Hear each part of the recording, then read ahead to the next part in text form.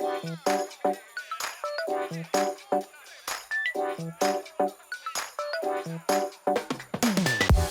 everyone, this is Awan Plamo, and today I'm gonna take care of this Wargreymon Amplified from Bandai.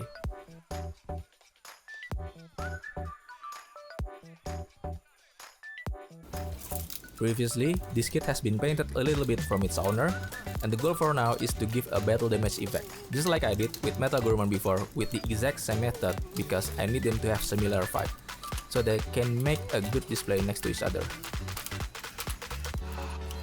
First step, let's disassemble the kit. It's pretty easy, nothing so advanced for the lock mechanism, and I'll give him a mild scratch with these chisels I have. Honestly, I just scratching him aimlessly while thinking where would the scratch be like if this Digimon come home from a battle.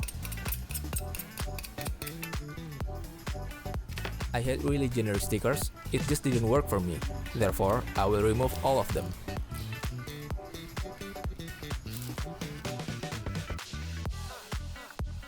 As you can see, there are leftover glues and we need to clean up with WD-40 and the cotton bud.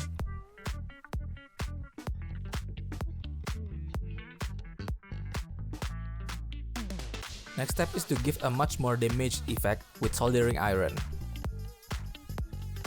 I like to start from the edge and then move up to the wider spot. Just be careful not to overdo it, because it will bring you 2 extra work to fix it.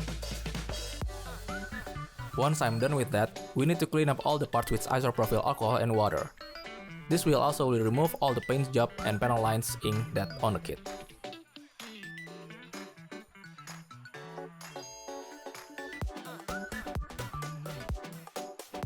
After I'm done cleaning up, all the parts are ready to get sprayed with Surfacer and get painted.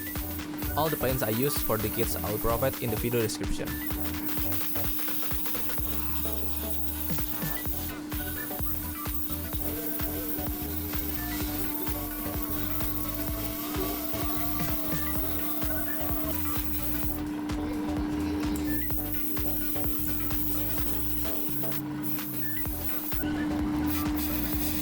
I put some subtle shading to the kit so they don't look like a flat paint job, and this also makes it have more dimension and a realistic effect.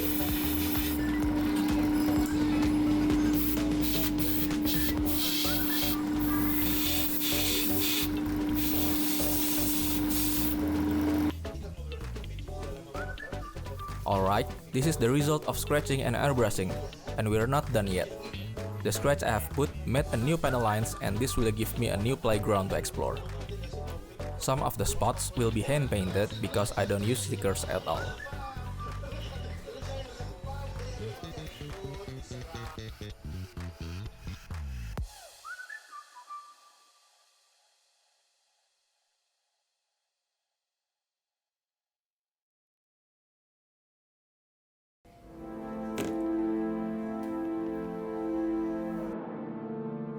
Okay, let's start with the hand paint process with the brush I have.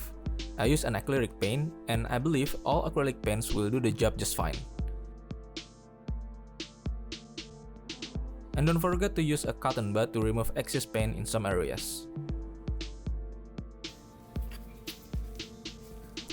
Now we're gonna put some metal effect by combining acrylic paints and silver poster color.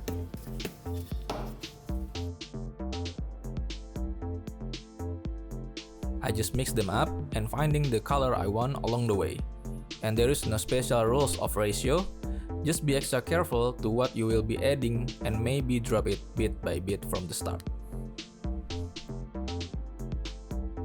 I don't really using the tip of the brush, instead I use the middle part of brush hair and rub it on some edges that most likely get impact from battle. With this technique, you don't need to have a good quality of brush, and sometimes I use a toothpick and it worked well too.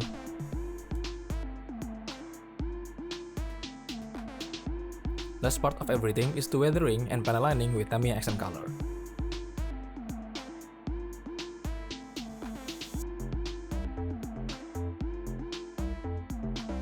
As you can see, I put really deep scratch to the surface and make panel lining liquid can go through easily.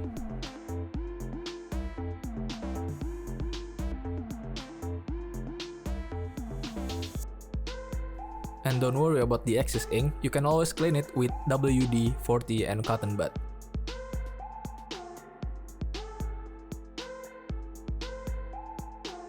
This is the result of every step I did before, and I'm pretty pumped to see the kit as whole again.